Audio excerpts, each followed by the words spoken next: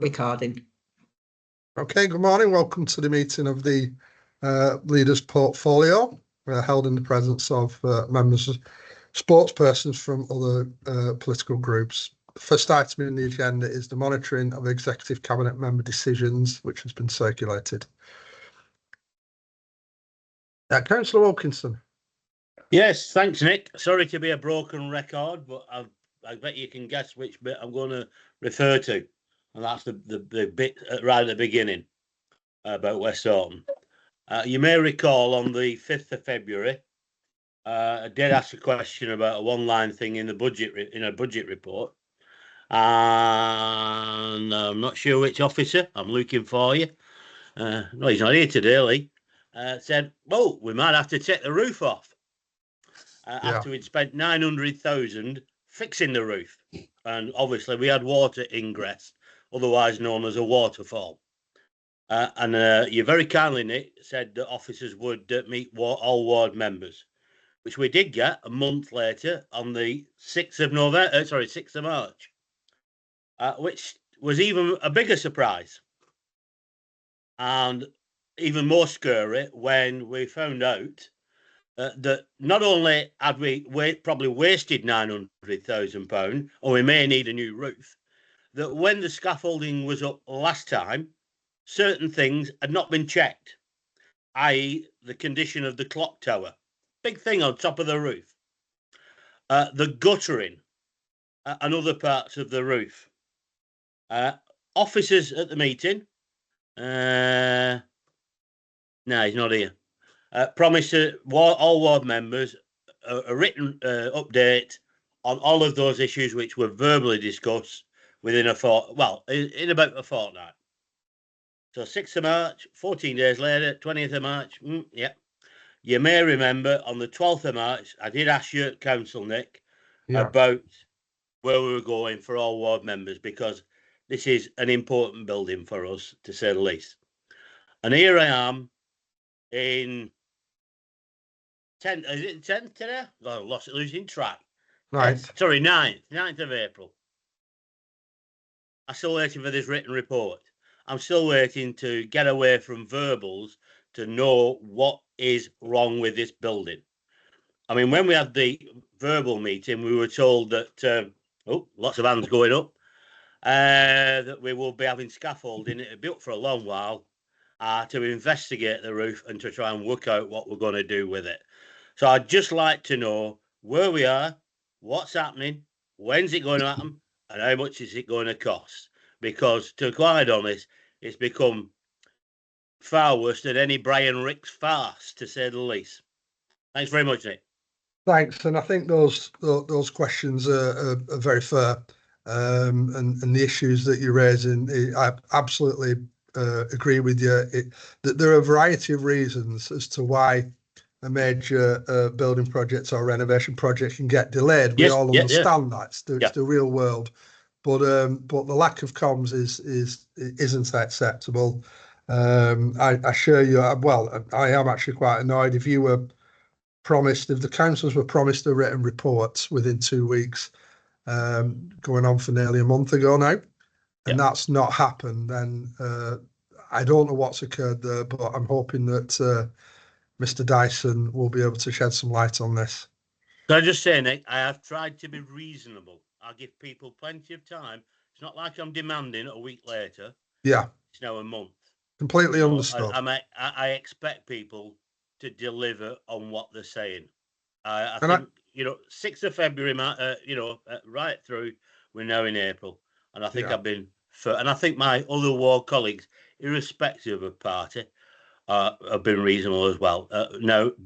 We're beginning to run out of patience. Yeah, I absolutely repeat you. I don't consider you being unreasonable one bit. Mr. Dyson.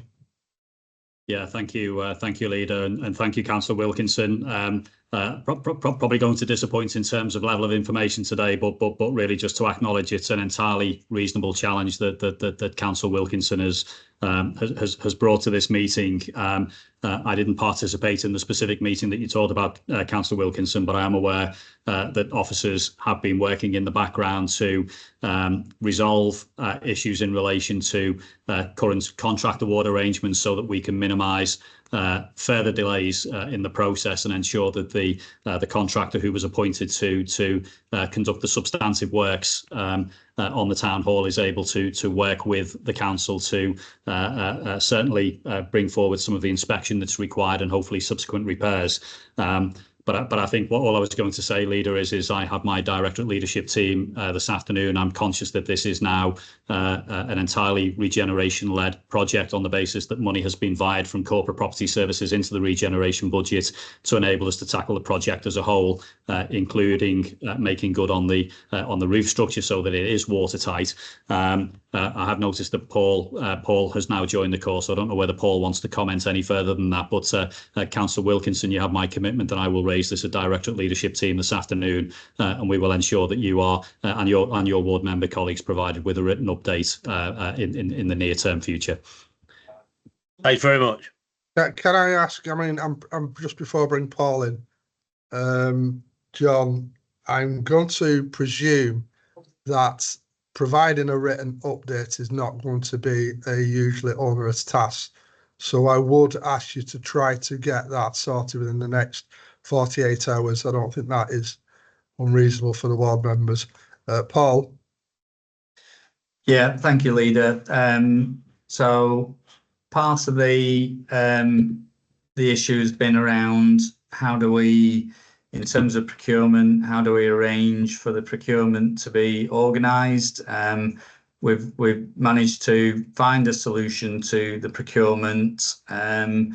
There's ongoing testing of and additional investigations within the building that we've been able to authorise and start to bring forward. I've signed off the work and the funding of the various pieces of work this week in terms of the financials. Now that we've got agreement on how we can structure the legal agreement, we will still need to work with property services because it is a building contract and they have the skills to do it. And the money is we've evidenced and justified that we can extend the contract on the basis that there are two pots of money. So I don't want to go into too much detail, but that's how we've been able to agree and secure that we can move forward, because we've got the pot of money from corporate property. We can make savings on the project so that the additional cost of the work is encompassed within a new budget. And we can certainly get an update. I thought the updates had been provided, so again, apologies that those hadn't been provided, but we'll get those updates round. Thank you, Leader. Thanks for that. But obviously there's two issues here. One is we need to really up the comms, internal comms with the ward members. The other aspect is obviously more complex, but we have had issues within corporate property, etc., and playing catch up to a large degree the number of projects that we're now tackling and getting on with, and that's just the reality of what we're facing. But I am very mindful that the West Darton Town Hall project, it has been hanging around for a very long time.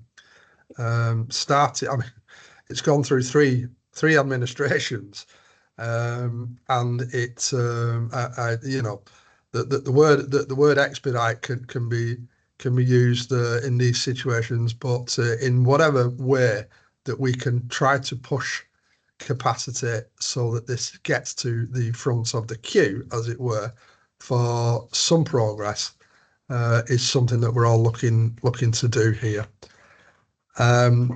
Martin, Councillor Cox.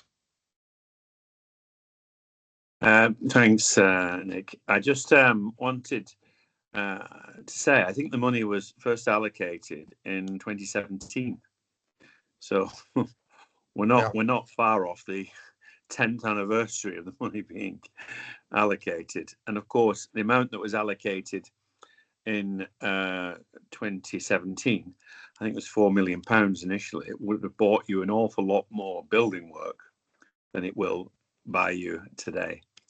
And of course, to sort of add to that, the state of the building, having been largely unoccupied for many, many years, it's a lot poorer than it was in 2017.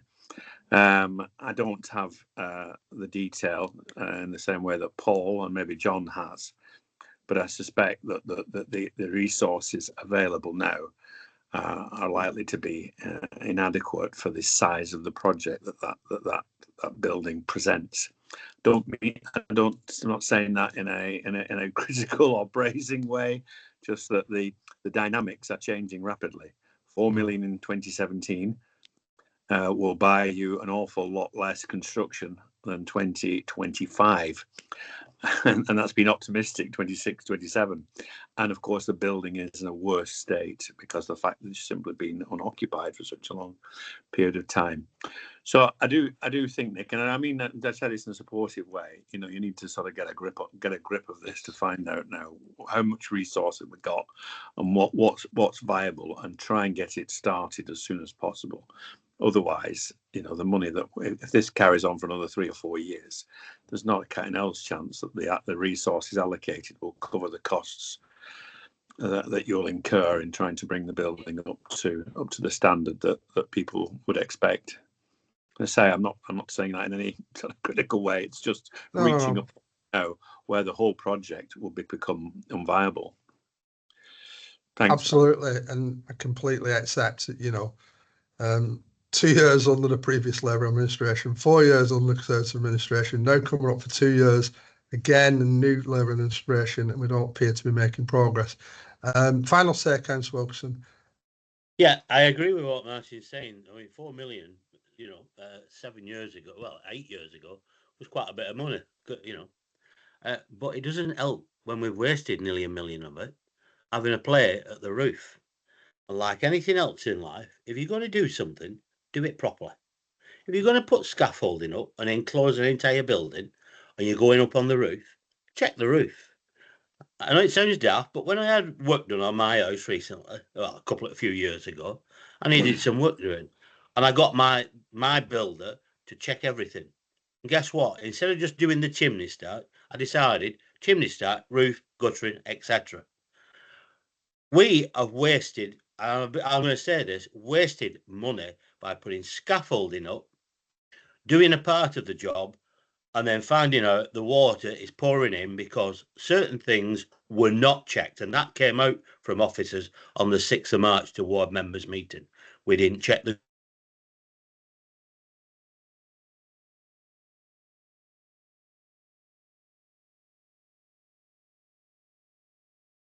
I think we might have a connection issue here.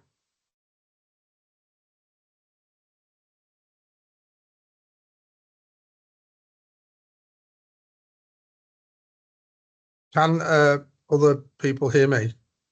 Yes, yeah. Okay, so we've lost Councillor Wilkinson. It's frozen. Yeah, we've lost Councillor Wilkinson. Vicky, I don't know if you want to just drop him a text or something. He may not be aware. Yeah, will do. Right. Okay. I'll pick the conversation up with Councillor Wilkinson offline. I think our priority is to get this project moving. I do see a secondary piece of work, which is, for want of a better word, why is it getting on for nearly 8 years now? I don't want that to delay what we're trying to achieve here, but that I think they are fair points that Councillor Wilkinson makes, and I think we all get frustrated with this. Right. Okay. Thanks everybody for the contributions. We'll move on to the item 2, which is the Directorate of Place Strategic Budget Report 25-26.